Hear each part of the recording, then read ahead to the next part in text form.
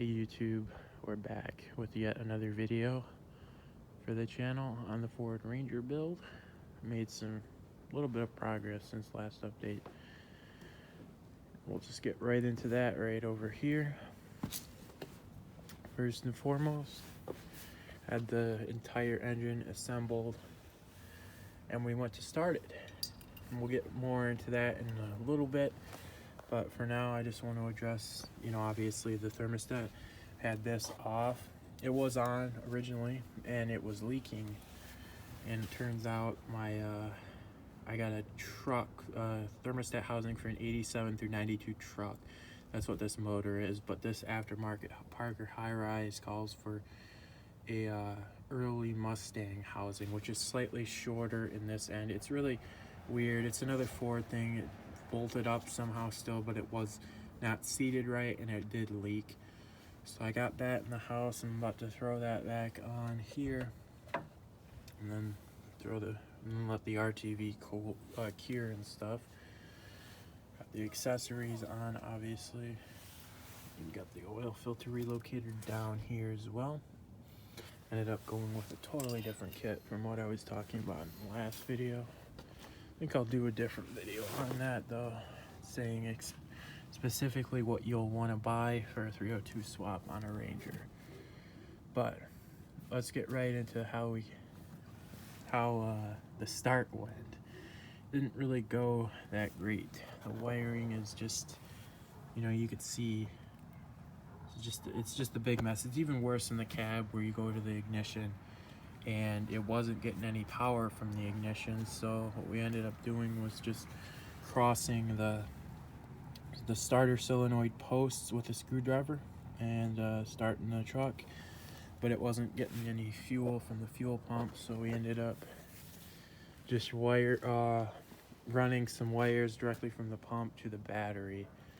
Obviously these aren't in the battery now, we've taken them off since, but that's what we did to start it, and it ran for about 2 minutes. It definitely needed to get timed correctly. It was definitely a little bit off, but we didn't have time to time it before it shut off from lost spark. Did a spark test afterwards.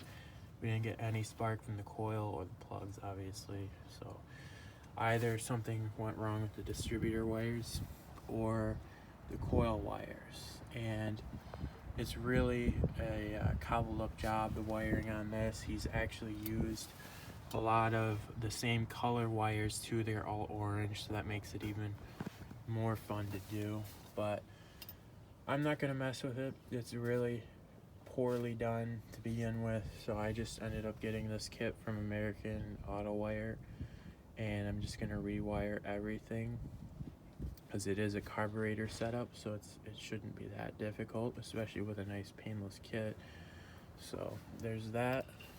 That's pretty much it for this update, other than the coolant leak and the wires burning up. They actually went okay starting it. I'll throw a clip at the end of just us trying to start it. But yeah, back here, finally put some fuel in the fuel cell as well. But that valve down there is leaking fuel even right now. There's not much fuel in it left anymore because it's leaked it all out. But I got a new valve coming that will hopefully solve that, and if it doesn't, then I'm just not gonna have a shut off on it. Got a bucket on this fuel cell because the actual cap leaks water in when it rains. That's where I finally figured out where it was leaking from.